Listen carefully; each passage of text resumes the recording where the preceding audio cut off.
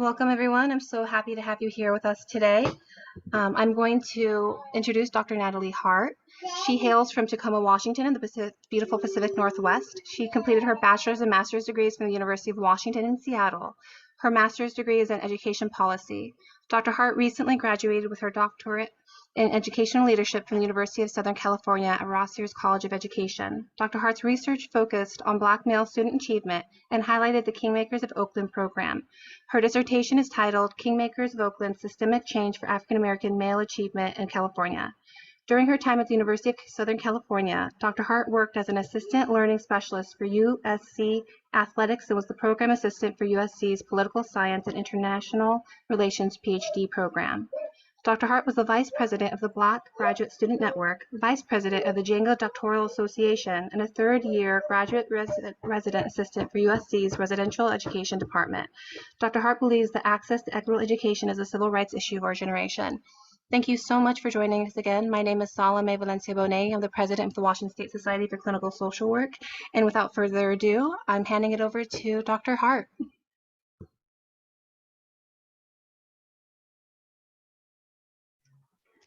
Hello, good afternoon, everyone. My name is Dr. Natalie Hart, as introduced. I'm a recent graduate from University of Southern California's Doctorate in Educational Leadership program. So super excited to be here with all of you today. I would love to see cameras on if folks have the bandwidth and capacity to do so. I know it's midday, maybe folks are eating lunch, which I totally respect as well too, but I love to see the reactions and involvement. Just like being in the classroom, I miss my instructing days, but I'd love to see heads up, eyes open, and interactions. I love to point out that here in the digital space, oh, thank you folks for turning cameras on. I appreciate you all. But just in this digital space, down below, if I know we've been on Zoom for quite a while, you may know, but if not, below you'll see a little happy face, little smiley face with reactions. I come from a background where we like to do snaps. We like to, do a little clap. And since I don't get to be in the physical space where, folks can react in that aspect, if there's something that I say you agree with, resonates with you, whatever it may be, feel free to tap on one of those little reaction buttons just so I can see those pop up and lets me know that I'm not boring you and that you're interested in what I got to say. So I love to point that out as well too. And this is interactive. So if there's any point folks got a question or anything like that, yeah, feel free to raise your hand as well too. I love to at least give my perspective as much as possible to help us along in this conversation. But we'll go ahead and jump into it because I know our time is very limited. So let's see, looks like, thank you, Salome, for the introduction. I know don't see you at the moment, but I appreciate you and for bringing me along for this opportunity. So I do want to give you your flowers and acknowledge you. You could have picked anyone else. And you chose me, so thank you. And thank all of you for giving your time today to be here with me. You could be anywhere else, and you're here with me today, so I appreciate that as well. Let me go ahead and share this. Jump into it. Let's see.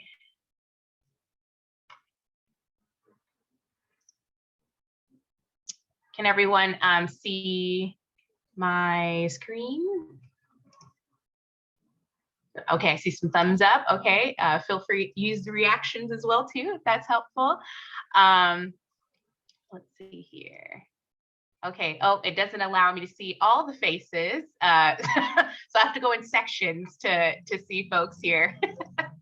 But yeah, just to jump right into it. So that is me in the picture there. Like I mentioned before, my name is Dr. Natalie Hart, and I am from Tacoma, Washington, grew up on the east side of Tacoma. I am the first in my family to go on to college and since I accomplished that great feat, I was like, let me go all the way. And I had the opportunity to continue on, went on to get my master's degree at the University of Washington as well. Go Dogs, go Huskies. And during my professional career, I got to work for the University of Washington in Tacoma as an admissions advisor and recruiter to give back to my community, as well as working after I had got my master's at Stadium High School in Tacoma. So we love to say, if you've seen 10 Things I Hate About You, that is the very same school. So that is our claim to fame for our school there, amongst other things. So I got to work there for about 4 years and felt that I wanted to do more on a larger scale, and always sitting at the back of my mind was going on to become Dr. Hart, just because it just sounds so good. So I was like, let me just go ahead and get that title. And I wanted to be able to be that influence for my community, also for other young people who look like me, to see that, wow, she comes from my same neighborhood, had these things going on in her life, you know, first in her family, coming from a low income background, growing up in East Side Tacoma. And then she went on to get a doctorate's degree, to wear one of those hats that they see in Harry Potter. So I wanted students to be able to see that they could see themselves in me and have that opportunity to move forward. As this topic is something that we all may struggle with, and as someone who didn't have that guidance at home to be able to navigate the college atmosphere, this is where I first was introduced to the term of imposter syndrome. But we are going to relearn this term as we move forward through this presentation, and learning how to reaffirm your worth. Here. So just the title again. So I'd like to start with a quick wellness check. So if folks want to jump in, if you want to take a look at some of those questions there, I can have maybe a couple of volunteers to share quickly just some answers to those. So there are definitely different ways to practice wellness, but what does wellness look like for you? What does it mean, and how do you practice that?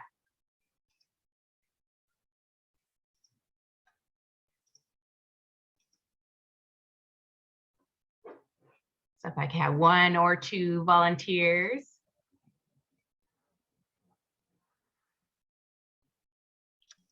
I can go. Thank you very much, Ms. Haley. Yeah, I think I was like struggling to answer this because my wellness definitely ebbs and flows, I think. And but yeah, I think keeping in mind the physical, mental, spiritual, that big wheel of, you know, diverse areas that can mean wellness at different times in your day, at different times in your life. But I saw in nature, that's a big one for me. So getting outside, moving, physical exercise, seeing my therapist is a big one. And yeah, and I think talking authentically and organically with colleagues and other people in the field is really helpful. Thank you. Thank you very much. I appreciate that answer. Can I get 1 more volunteer? Thank you for folks who are turning the cameras on. I appreciate you. Well, hey, Dr. Hart, it is great to see you. Me and Dr. Hart go a little ways back here, so I'm glad to be on this with you. Hey, one of the things, just share real quick, is I take small breaks throughout the day. You know, right here in my office, okay. I actually have a keyboard. Nice. So between meetings, I'll just play some good old chords or something like that, just to kind of get that creative outlet, because it feels like sometimes you're just jumping from meeting to meeting, wearing so many different hats throughout the day because of the pandemic, and we're in front of the camera so often, that those little breaks kind of help stabilize the day for me. So that's just one of the things I do, is just try to interject throughout the day. Don't wait until the evening to go necessarily work out or do something. You know, you can do a 5-minute break right in between meetings and so on. Yes. Thank you so much, David. Also my fraternity brother. So thank you so much for your support and being here today. So we'll go ahead and move forward here. So just some more questions for you all to think about. If I could get a couple more volunteers. But just think about, when was the last time that you felt well? When you hear that word wellness, when was the last time that you felt well? What are ways that you prioritize your wellness, right? As our days get impacted with lots and lots of different decisions that we have to make, whether that's with family, friends, work. How do you make sure to prioritize that you get some time for yourself throughout the day? Do you ever think about the consequences of not prioritizing your wellness? How does that make you feel? What does that look like? And what are ways that you can change your daily routine to make sure that your wellness is a priority? So I'll go ahead and take one volunteer for this slide.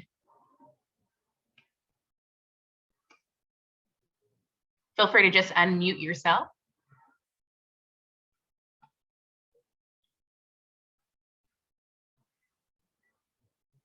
And you could address all the questions or just one, but mainly, when was the last time that you felt well?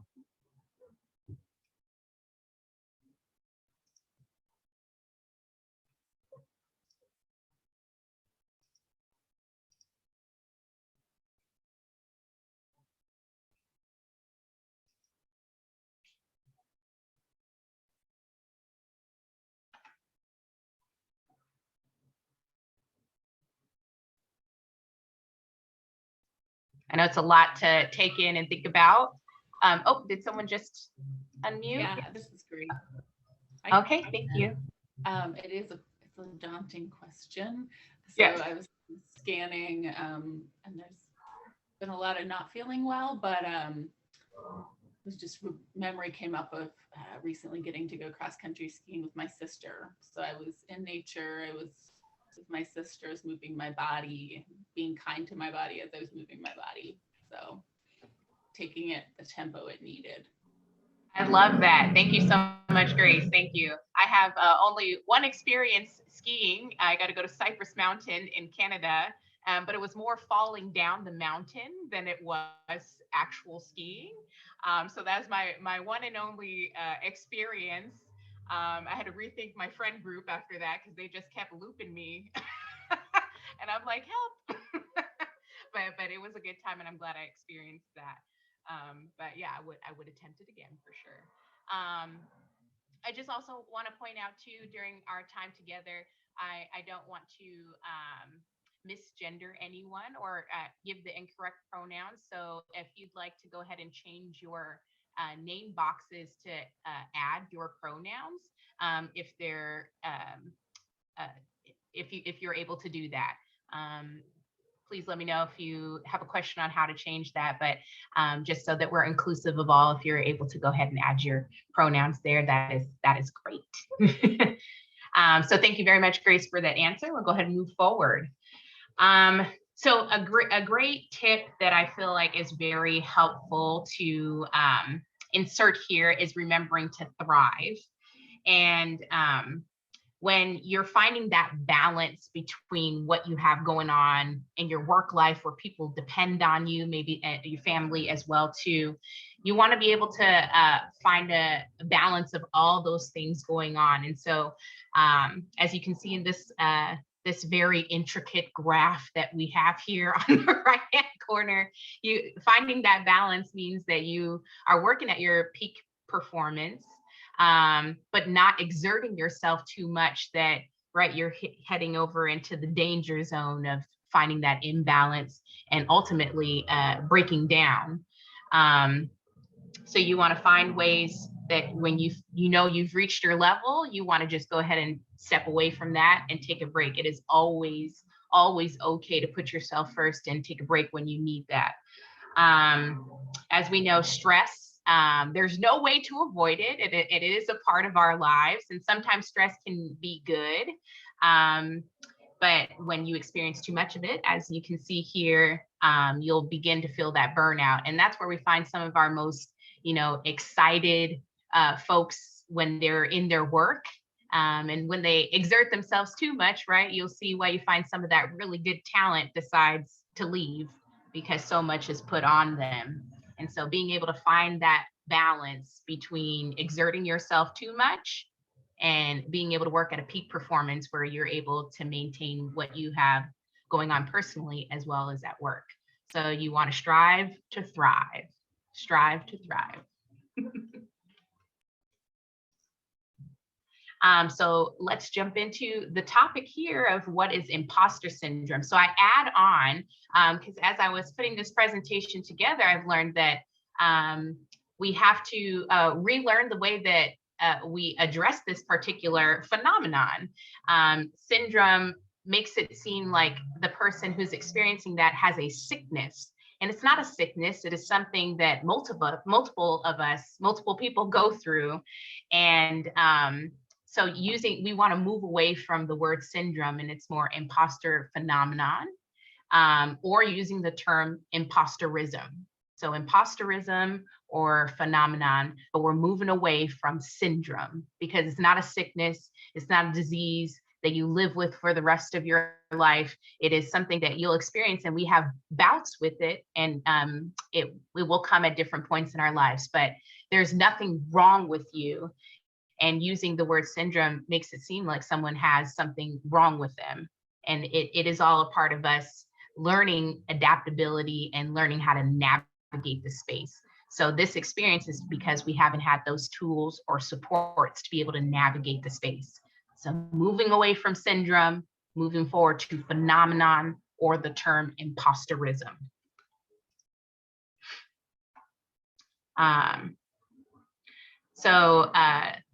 Here is our common understanding of what that is. And when you look up imposter syndrome, this is what you see. But it's a feeling that you don't deserve your job despite all of your accomplishments in the workplace, and you'll hold back from taking risks for fear of failure. So basically, you're putting in 110% everything you got to the point of exhaustion just because you feel like you have to continue to prove yourself. And I know that we all have had opportunities like this. When the term was first created, it was studied amongst women, and women working in male-dominated spaces and not feeling like they're good enough to be there. And so you understanding that you do belong and you are supposed to be there, and that it's not some fluke that you appeared in this space and you have these accomplishments. So I have a quick video to show you how to look at that. There is, if you see the 3 dots at the top, I don't know if it looks the same on everyone's Zoom screen, but you can, I think that you optimize sound that way. But please let me know if you can't hear. I'm gonna go ahead and press play. I get a thumbs up. Can you hear? Yeah. Okay, great.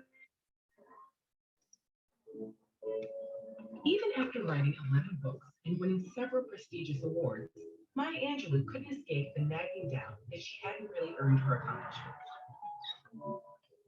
Albert Einstein experienced something similar. He described himself as an involuntary swindler whose work didn't deserve as much attention as it had received. Accomplishments at the level of Angelou's or Einstein's are rare, but their feeling of fraudulence is extremely common.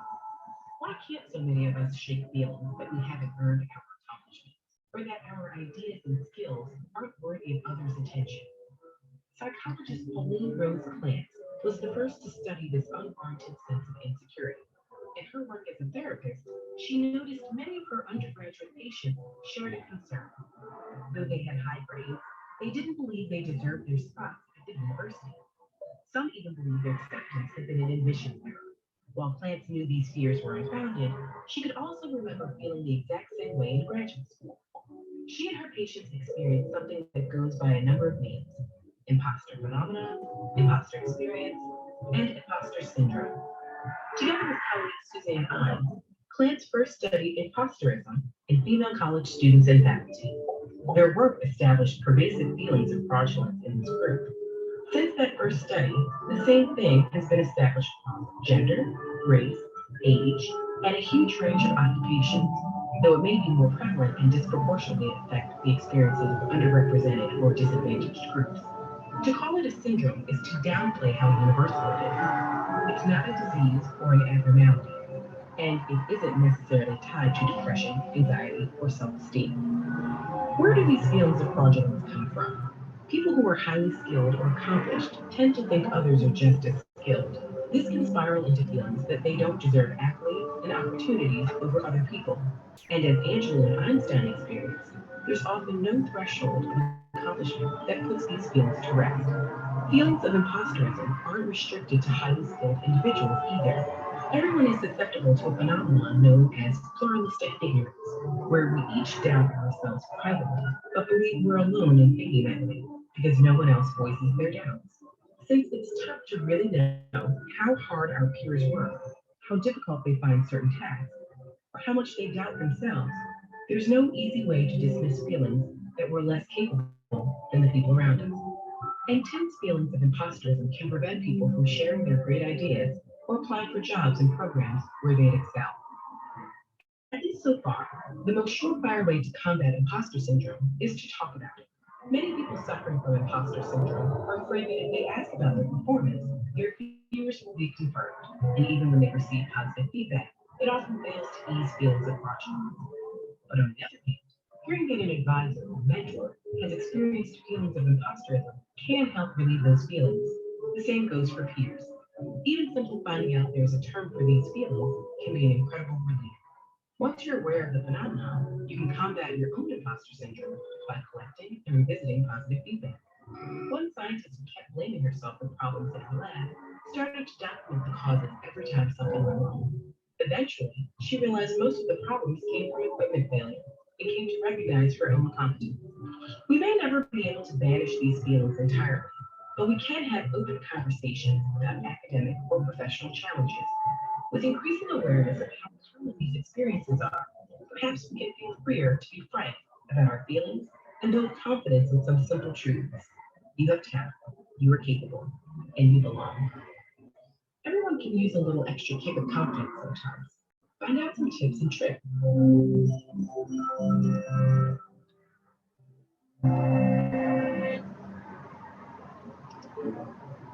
Alrighty, so I'm going to go ahead and just reiterate. So we want to retrain our minds to think about imposter phenomenon. We all experience it, as we just learned. It is not just something, right, that one population is going to experience forever. It's not a disease. You are not going to be plagued with it, right, for forever. It is something that you learn to overcome as you learn strategies to manage it, right? And so, but as we also learned, right, certain minoritized communities or disadvantaged communities are folks who have the biggest bouts with imposter phenomena. There was another term mentioned in the video, and I wanted to point that out as well too, which was the pluralistic ignorance. And that's that idea, right, of having doubts about yourself and thinking no one else is experiencing the same thing. So another way to kind of look at that is like if you were in a classroom and you had a question maybe about something going on that the professor was talking about, and it's that fear of raising your hand. It's that fear of, I don't want to look dumb in front of other people. So if I say I don't understand something, it proves that I don't belong. It proves that I don't know. It proves I'm not smart enough. And so that idea, right, of pluralistic ignorance, all of us are having these internal conversations, this internal combat, and not realizing that everyone around you probably has the same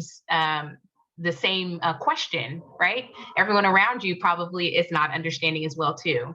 So remember, you're not the only one. And when you are combating those ideas of not belonging, right, it more often than not, there's someone else also feeling the same thing. So remember that you're not the only one experiencing what you're going through, and talking about it is just key in being able to move forward and having those and developing those strategies in order to move forward.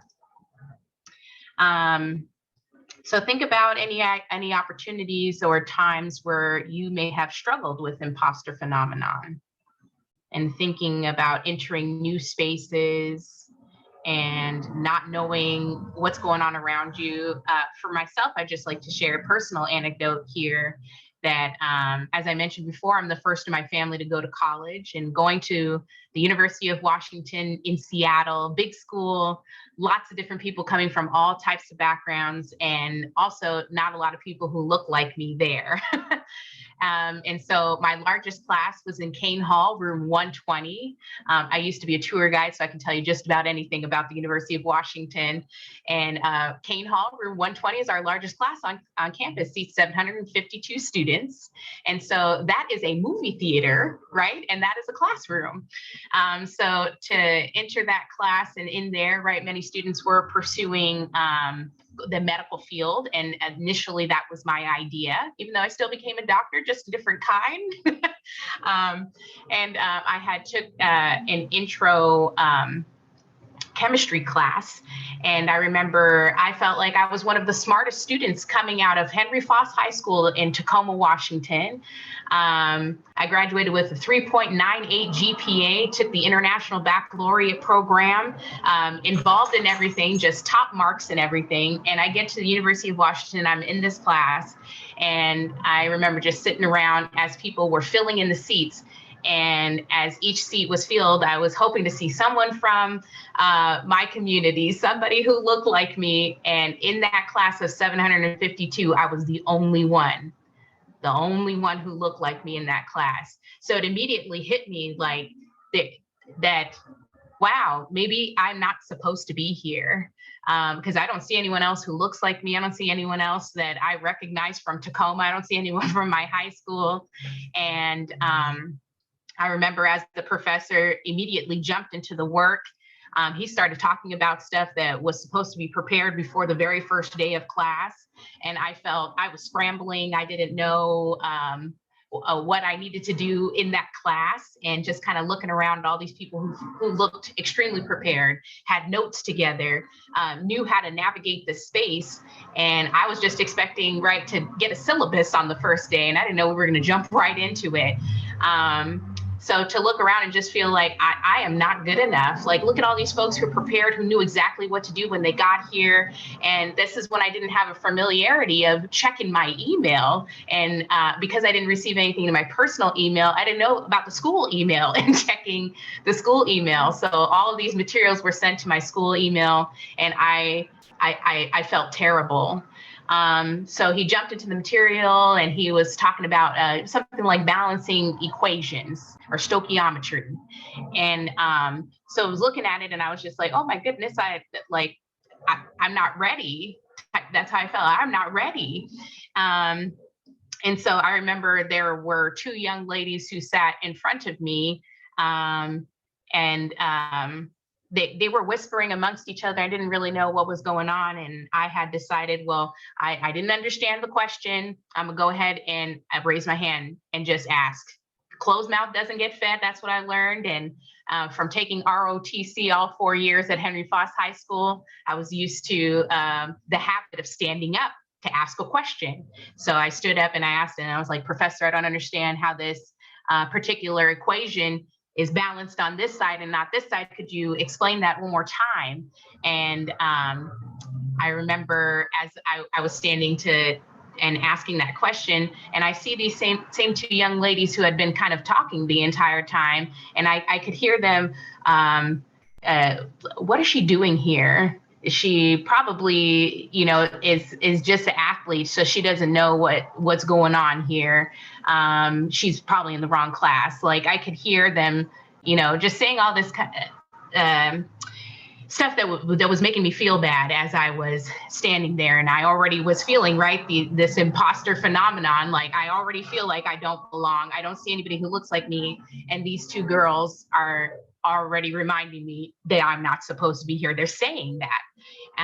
And so, because my mama did not raise any fools, while I was standing there waiting for the professor to answer, I also pointed out, I was like, Professor, actually, I think you might have to say it one more time based on the lack of notes both of them don't have on their papers. It looks like that they didn't understand either. So could you say it one more time? And I just remember feeling so empowered in that moment that these girls who were trying to whisper, but whisper loud enough, that I could hear and trying to make me feel bad in that situation, I called them out in front of an entire class of 752 that in that course of that time period, they had 0 notes written down, and they just turned so red in the face and never sat next to me ever again. But I was happy that I was empowered with that confidence to be able to stand up for myself in that entire classroom. But even though I looked confident in front of other people, in my mind, even before I had spoke, I was like, I don't belong here. I'm not supposed to be here, and I'm unprepared. So it's right. And also another testament to the idea that you never know what someone is experiencing, no matter how right they present themselves, you know? So even though it looked like I had all that confidence, I was still struggling with, I don't belong. So here are just some points in managing those negative thoughts. And when you may feel that, okay, I'm feeling like an imposter, right? When you start to doubt yourself, right? I think it's important to acknowledge what you're feeling, right? And so in that example that I gave you, right, like it was okay for me to feel like, okay, I don't belong. It was okay that, right, I didn't see things that affirmed my existence in that classroom. I didn't get the interactions from my peers that I belonged in that classroom, right? I didn't see other people who were unprepared like me in that classroom. So it was acknowledging that, okay, you're the first in your family to go to college, Natalie. You're the first to experience this. It's okay to not know. Replacing those negative thoughts with facts, right? I also had, right, the idea it was a fluke. University of Washington let me into here because, right, something happened, malfunctioned with the computers, and my application got accepted. But, right, I had ideas literally that whole first quarter at UW. I was going to get an email. We're so sorry. We made a mistake. You don't belong, right? Like you're kicking you out. All the scholarships were a lie. You being here is a lie. We're kicking you out of the dorms, right? Like I had received a scholarship from the founders of Costco, called the Costco Diversity Scholarship. And then I also received a scholarship, which Salome here had also received through the College Success Foundation, that helped fund my entire time at the University of Washington, allowed me to study abroad. I got to go to 10 different countries for free. I lived on campus for free. My food was free. Other amenities that I needed taken care of. And I still thought I did not belong. And I still thought it was a fluke that I got into the University of Washington. After my first quarter at the UW, because of those ideas of I don't belong and I'm not the smartest person, and I'm used to being the smartest person, I went from having a nearly 4.0 GPA coming out of Henry Foss High School, like I said, international baccalaureate program, a diploma recipient, and then to go on and my GPA after my first quarter at the University of Washington was a 1.8. 1.8. I went from nearly 4.0 to a 1.8 GPA. And I had to meet with a counselor, an academic advisor in Mary Gates Hall at the University of Washington.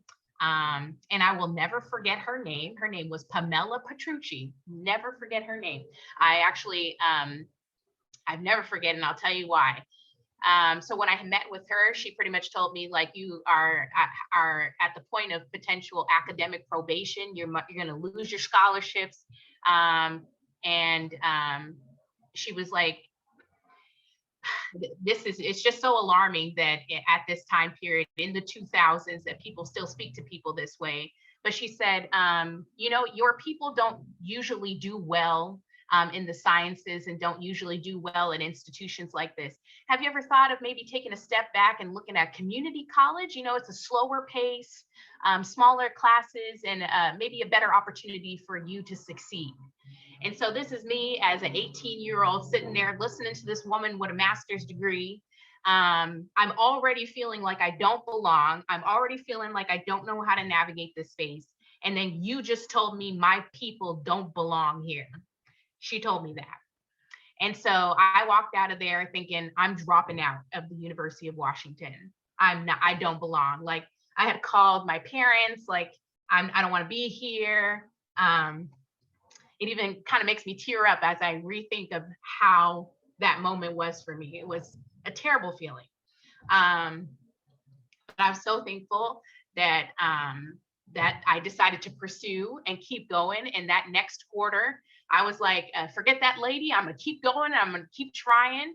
And then my GPA was a 1.9 the next quarter. And so it went up a little bit, but still, like, you need that 2.0 to maintain your scholarships and maintain your place there. So I had got a notice again, and I had got notification from the Office of Minority Affairs and Diversity. And I was so thankful that I received that. And they also had academic advisors. And so I met with this gentleman, and never will forget his name too. His name is Joe Nathan Thomas. And I met with him, and he was like, well, what is it that, what are you passionate about? What is it that you want to do? And I was like, well, I'm here because I need to be a doctor, a lawyer, or an engineer. Like, otherwise I'm throwing away this free education. So I need to become a medical doctor. And so he was like, but what are you really passionate about? And I told him, well, I want to help people. At the root of it, I want to help people. He's like, there's plenty of different professions that you can be in where you can help people. You don't have to be a medical doctor. And he's told me, well, what is it that you like to do? And I was like, to be honest, I like talking. I love to talk. And he was like, okay, communication. He was like, let's do a Google search of what you could do with a communication degree. And so he ended up pulling up this article from Forbes that said the top 10 things employers look for in new employees. And the number one thing was an effective communicator. And he was like, bam, look at that right here. How would it look like for you to be able to present to an employer that you're an effective communicator? Well, that's the number one thing that they're looking for. And I was like, well, shoot, my naivete, I thought that the degree you got equated to the profession that you were going in. So I was like, well, if I did communicate, what's a communicator? What kind of job is that? What's a communicator? That's what I thought. And so I was so grateful that he helped me look at it in that way. What are you passionate about? And what is it that you'd be happy to do, even if you didn't get paid for? And I was like, I like talking and I like helping people. And so I was so grateful for that. That next quarter, I took classes that were more, gave me those opportunities to speak my mind, 2 presentations.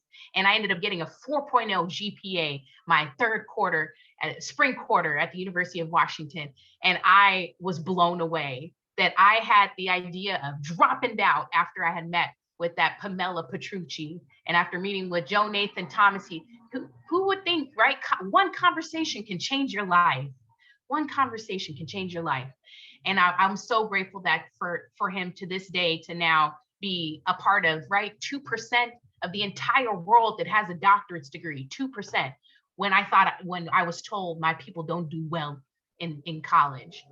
And so when I wrote my dissertation, if anyone ever decides to look it up, but on the dedication page, I dedicated my dissertation to Pamela Petrucci when she said, my people don't do well in school. And now I'm the first doctor in my family. So I'd like to share that anecdote with folks because that is an idea, right? Of being mindful of your interactions with folks and being mindful about what you say to people. You don't know what people are experiencing, what they're going through, and how one conversation can change someone's whole trajectory. One conversation. So thinking about, right, replacing those negative thoughts with facts that I did belong, right? I do. So you think about where you're at in those spaces and what you did in order to get there, right? Acknowledging those accomplishments because those are facts. You do belong. You're supposed to be there, right? You went through the entire same process in order to be in the place that you are today. So don't let anyone tell you anything different, right? So knowing that your abilities are just as good as anyone else, and that's why you're in those spaces. No matter if you see someone who looks like you are not great, you're a trailblazer and you're opening up the doors for other folks to be in those same places as you. I also learned about surrounding myself with affirmation. So I love mentioning an affirmation jar. I think that's a wonderful habit to have around you. You can get a jar, you can decorate it if you want to, you don't have to. But I had this activity with some other friends while I was recently at USC, and I was like, this is awesome that we sent jars around and everybody wrote positive things about the person who's that jar belonged to. And then you get it at the end and it's full of all these different notes of positive things. And anytime I feel down about myself or that I don't think I'm good enough or I'm struggling with something, I take a piece of paper out of here and I read some of those affirmations of, Natalie, you're amazing. Natalie, I admire what you're doing. Natalie, you're awesome, right? Whatever it is. And it's like, wow, there's at least one other person out there who sees the amazingness in me when I'm not seeing it in myself. So I urge you to pick up a practice like that, where you write positive thoughts down. You can make them on Post-it notes. You can make it the background of your computer screen. And if you just need to check out for 5 minutes and look at the background on your computer screen with those positive things about who you are and why you matter and why you belong. Journaling is also a great way. And then making sure to celebrate your wins. For me, even like I said, you have bouts with imposter phenomenon at different points in your life. And as I was pursuing my doctorate's degree, there was many points in there where I was like, I'm quitting. I don't need this degree. I'm not prepared. I don't think I can do this. And but each milestone that I accomplished, I made sure, okay, celebrate those wins. That's what some advice that I had got. Celebrate those wins, right?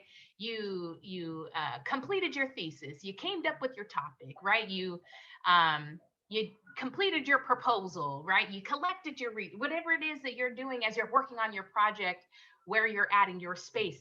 Accomplish an accomplishment or not, right? It's a milestone and it's moving you a step closer to completing what it is that you need to get done. So celebrate all those wins, big or small, you deserve it. And reminding yourself, you deserve it. So very important. So thinking about your workplace, and these were some questions that I came across that I thought, wow, that is important. If you think about these particular questions in relation to your workspace, how do you answer those? What do they make you think about, right? Can you bring your most authentic self to your workplace?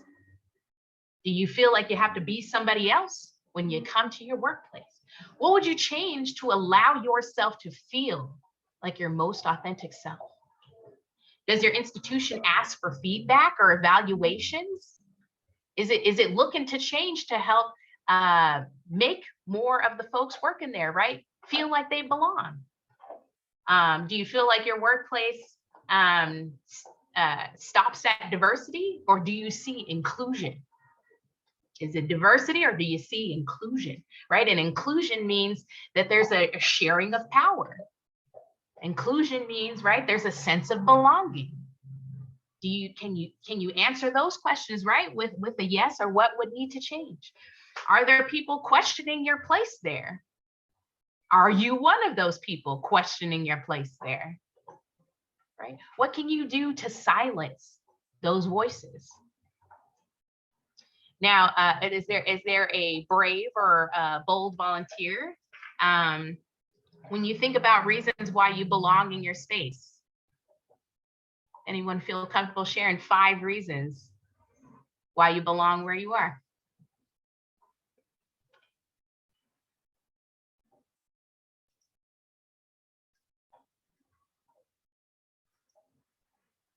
Anyone feel comfortable?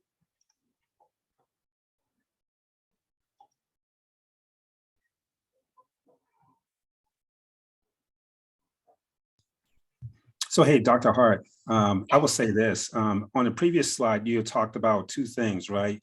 You talked about affirmations. And we both know Joe Nathan Thomas, because he impacted me the same way when I was going through a wellness journey about health and nutrition. We were both part of a group there too. So it's funny that we have those connecting points. But one of the things I learned, and I guess you can see the impact that he had on us. How can we, I think our value and our worth and how we know that we're wanted is also how we can impact others by being the affirmer. Yes. Right? So, and it's a practice that sometimes we just kind of put off to the side, but we need to understand how we received it, that we need to learn how to give it, regardless of what level or what situation we're in. So being kind of amplifying someone's voice by being part of that affirmation group, I think is something that really helps solidify how valued you are in that organization while you're at work. So I just wanted to share that. Thank you. Thank you so much, David. Thank you. Yeah, that's excellent. So, right, when you are affirming yourself and you feel like you have an overflowing of your cup, how can you help to pour into someone else's cup? Right? Thinking about your interactions with others, that if you can pour into yourself, how can you pour into others? And that helps with belonging, that helps with inclusion. Yep. So I'd like to also point out about avoiding burnout. So I love this point in the presentation because I get to share some pictures. But reminding yourself of your why. Your why is so very important, right? Why am I here? Why am I doing this? Why am I working this hard, right? Your why should be at the forefront of all that you're doing, right? Keeping that motivation, right? Keeping that fire on, keeping that fire lit. And reminding yourself where you came from, right? Look at all that you've accomplished in order to be in the place that you are today. And it's also building a foundation for where you want to be tomorrow. So thinking about where you came from to be where you are today, and how those are steps to being where you are, where you want to be tomorrow, right? And as you are creating those steps and creating, right, that plan and that scaffolding to get into that ultimate destination, right? What do you need to do or change in order to make sure that what you're doing today is helping to get you to where you want to be tomorrow? So here's my why. Pictures. So my why are my family, my friends, and my community. Those are the three things that I keep at the forefront of everything that I'm doing. Those are my whys: my family, my friends, and my community. So I am located here in lovely, sunny Los Angeles, California. So I recently became a pass holder at both Universal Studios and Disneyland. So part of my wellness and rejuvenation and pouring into my cup, right, is spending time with my family and going out to Disneyland. I love coming up back to Washington to visit with my family. So that's a very old school picture of me in the right-hand corner, and my brothers and my mom and dad. And then right in the corner are my godparents. So I love being able to spend time with them and just gaining some of that wisdom. And they help to recharge my batteries by being around these folks who are they're my biggest cheerleaders, always reminding me why I'm doing what I'm doing. Those are my biggest cheerleaders. Also, my sorority sisters. I love surrounding myself with people who are doing more than me, and that encourages me to want to do more. So, right, well, I don't know if you may have heard already, but right, you should strive to be the least successful person in your friend group. Right? When you're around people who are doing more than you, it encourages you to not be complacent. And so I'm grateful to be around women who are business owners, right? Who had received higher degrees than me before I achieved that, who are world travelers, right? That like, dang, I've only been to 15 countries. I need to get to 15 more. Wow, you're doing more than me. So that encourages me to not be complacent. And so I'm always wanting to grow and do more. In the top left-hand corner, that's some of my lovely students from Stadium High School, who I helped to get across the stage and graduate, who were always in my classroom and came back to visit me afterwards, now that they're college students. And I always think about, right, what you're doing, there's always somebody watching. There's always somebody watching. So, right, you want to lead your life in a way for others to follow, because there's always somebody watching and that are inspired by your story. No matter how minuscule you think your life is, right, there's always somebody who could be inspired by what your particular journey is. And so I used to think, right, I'm just from Eastside Tacoma, like there's nothing special about that. But to be in a space where I was able to impact and help shape the lives of others so that they are, right, our future leaders of tomorrow, that was one of my greatest accomplishments, was being able to help these students realize their potential and get them on a pathway to college where they too are the first in their families to pursue that dream and make it a reality. in the center there, I was able to work with a student who just came from a lot going on in his life, But I happen to have some connections in some high places. And so he had told me his favorite NFL player at the time was Jermaine Kearse. And I was like, I know Jermaine. I was like, we went to UW together. I was like, let me make some phone calls. So as this student was, near dropping out of Stadium High School, not getting the best supports at home, right? Not having the best influence in his friend group, I made a little phone call over to my friend Jermaine and said, can you come on down and talk to this young man? Can you come on down and inspire him? And, and Jermaine is from the 253, he's from Lakewood, but we still accept him in Tacoma. And I was so blessed to be able to have this opportunity where this particular, right, one conversation can change the trajectory of someone's life. And he had that conversation with Jermaine, and had some similar crossover in some of their experiences in their life. And that young man now is on his way and thriving in Arizona, and going on to college in Arizona, where he thought he was going to be a high school dropout, where he had that influence at home. And that one conversation, he was like, Miss Hart, you saved my life.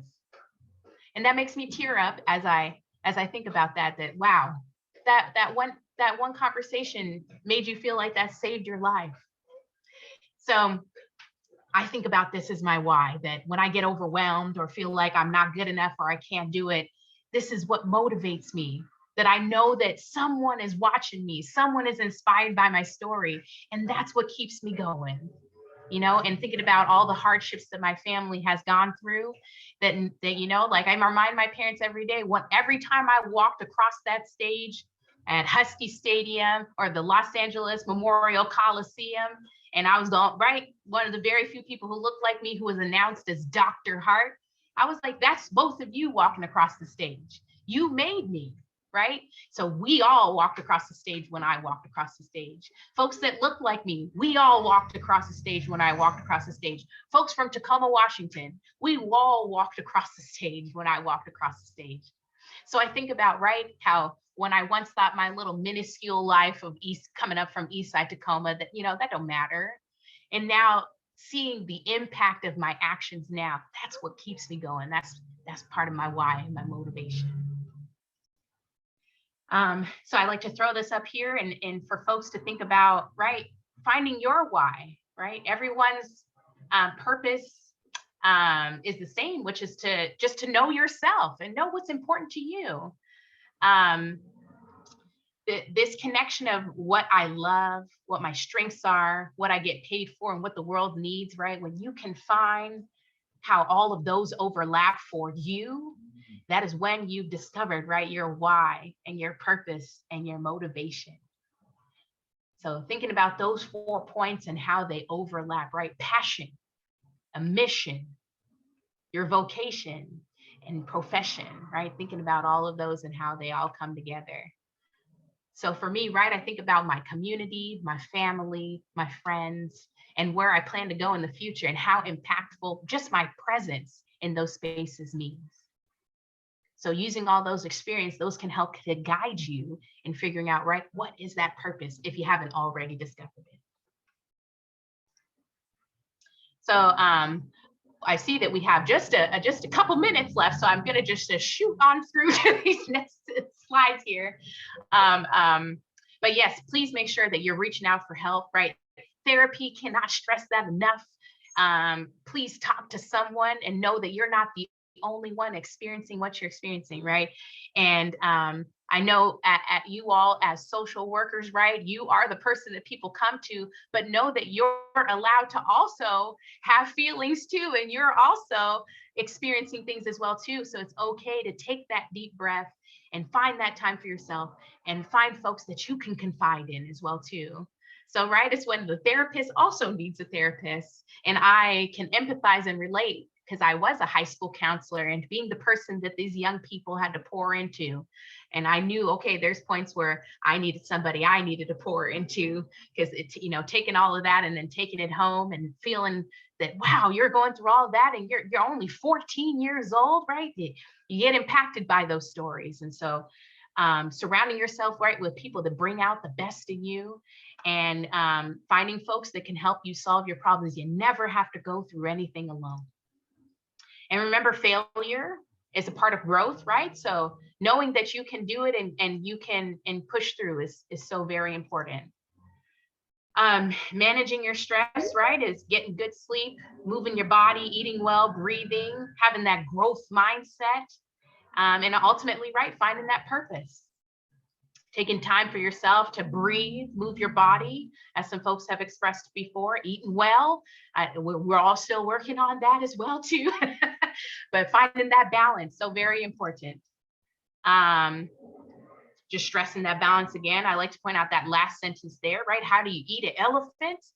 It's one bite at a time, folks, one bite at a time. So taking what you got going on in your life and chopping it down to bite-sized pieces, that it may seem like this big overwhelming thing, but you can get it done. Practicing mindfulness. And then here's just some strategies. I'm just going to read the bold real quick because we are running out of time. Breaking the silence, right? So talking to each other about what you are experiencing, right? That pluralistic ignorance, right? You're not the only one. So talking to others, separating feelings from fact, right? You do belong. It wasn't a fluke. You're supposed to be there.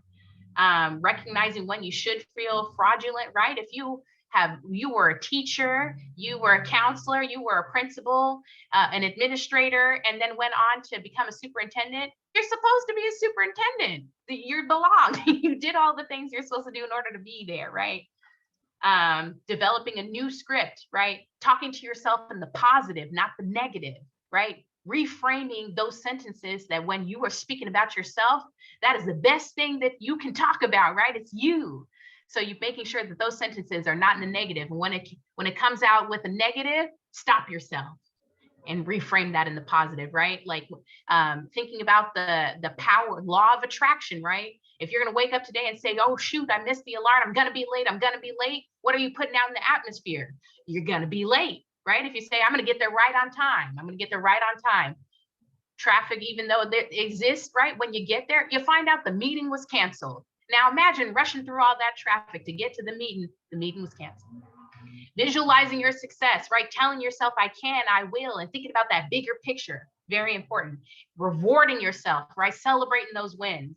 And finally, and if all else fails, you fake it till you make it, right? Do what you need to do to adapt and overcome, and you will ultimately be and feel like you're where you're supposed to be. So that is the end, folks. Sorry, we're a few minutes over. I know you have to get back to other appointments. Sorry, that is my puppy. But let me, go ahead and stop sharing there. All righty. Sorry, we're a few minutes over. Apologies. I know folks got to get to places. But yeah, there's a quick question or anything anybody has. Otherwise, happy to let you go. I know we only had a short time together, but I know Salome, she helped to coordinate this. So if anybody has any questions, would like to reach out separately, please let me know. David also has my contact information if anybody wants to reach out to him. But yeah, any quick questions, comments, complaints? Thank you. Will we get a copy of the slideshow? There was so much on there. Yes. Salome, I'll go ahead and connect with her. Yes, get that thing. Yes, no problem. Well, thank you all for your attention today and your time. Yes, I hope that we'll be able to connect again in the future, and please do not hesitate to reach out. I am also on LinkedIn, so if you want to connect via LinkedIn as well too, please let's do that. Other than that, sorry I wasn't able to see the chat at all, and I know some folks had wrote some things in there, but I see some thank yous, no questions. But yes, thank you so much for you all being here. I think there's a sign in or sign out form and an evaluation form in the chat as well too. Other than that, yeah, I'll go ahead and let you all go if there's nothing else. But thank you so much. Sorry, this was so rushed. But I hope you have a wonderful rest of your day. And remember, you belong. Thank you. Thank you so much, everyone. Have a great rest of your day. Goodbye. Thank you.